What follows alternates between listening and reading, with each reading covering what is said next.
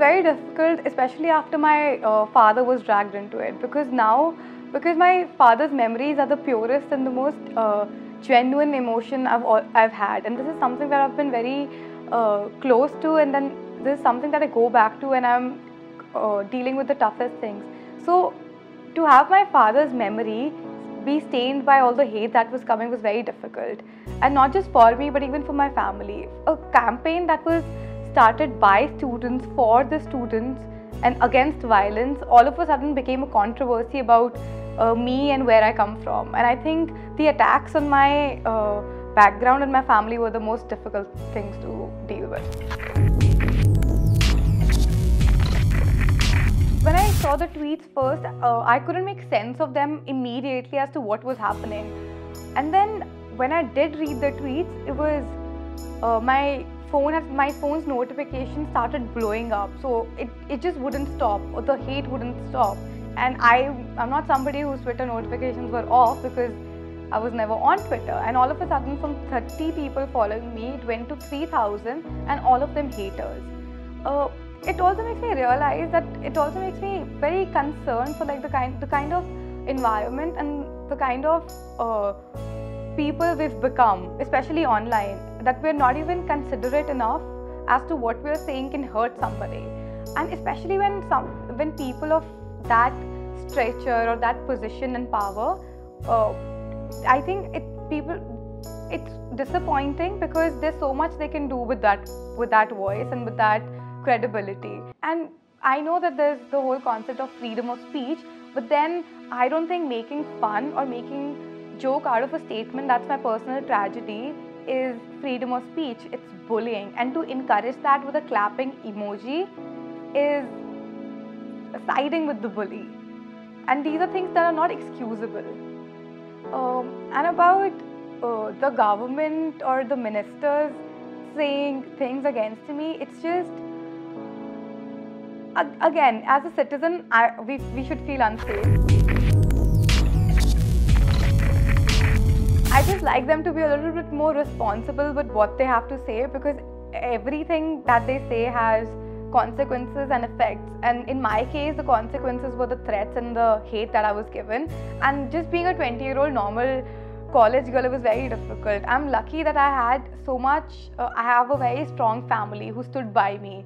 And I'm lucky that I have a thick skin, and I'm lucky that there were so many people who were writing in support, which sort of overcame the hate that came my way after you guys let the tweets out. But it could have been any other girl, and that girl might not come from a family who supports her views. It could have been any other boy whose family would have opposed it, and there could be severe consequences. And who's responsible? Who takes the responsibility for that? Your 10-second tweet or your 50-second laugh can cost somebody's entire life. Or could have people go into depression. Could have people lose could make an everyday life, just going to college or just going to work, difficult for people. Could ruin personal relationships.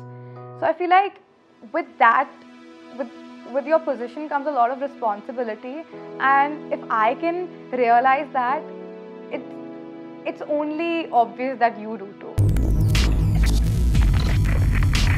The first time somebody called me an anti-national was a random guy on Twitter with gel in his hair, and I was like, why is this person who's done nothing for the country calling me anti-national, when my emotion and my love for the country comes from a very genuine place? And there are people telling me that I don't respect the soldiers. For me, respecting the soldiers, respecting their life, and not sitting behind a Twitter handle and saying, go fight with Pakistan, go leave your family and go die. I mean, that is not respect. War-mongering is not how I respect our soldiers. What I went through, I don't wish upon anybody. I respect I respect the army so much that I just don't want them to suffer. And is that so much to ask for? Does that make me an anti-national? Is a question I want to ask everyone. So anything tough that I had to face, I would go back and think, well, my dad was at the borders like taking real bullets, so this I can take.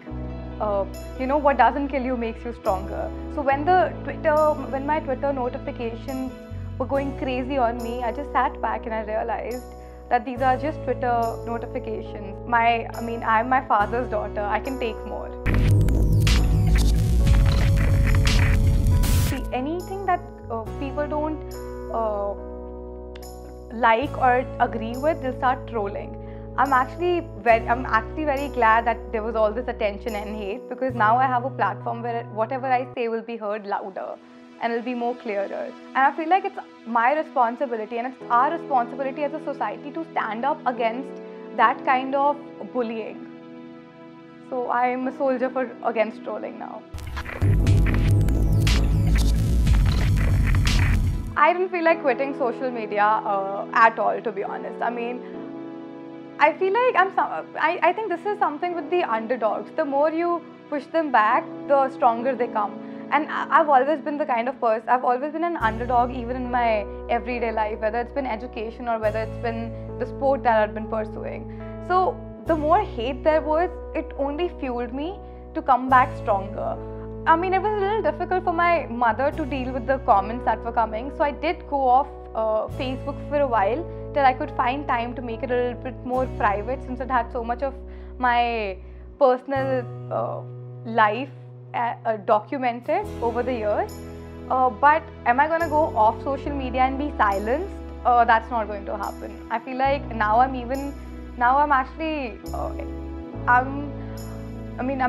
looking at the silver lining here. I'm looking at the positive part. Now I have an audience, and now anything I say will be heard. So I'm going to make sure that I say the correct things, or anything that I believe really strongly about, I'm going to say it out loud. I'm going to say it very clear. I'm going to say it without any fear.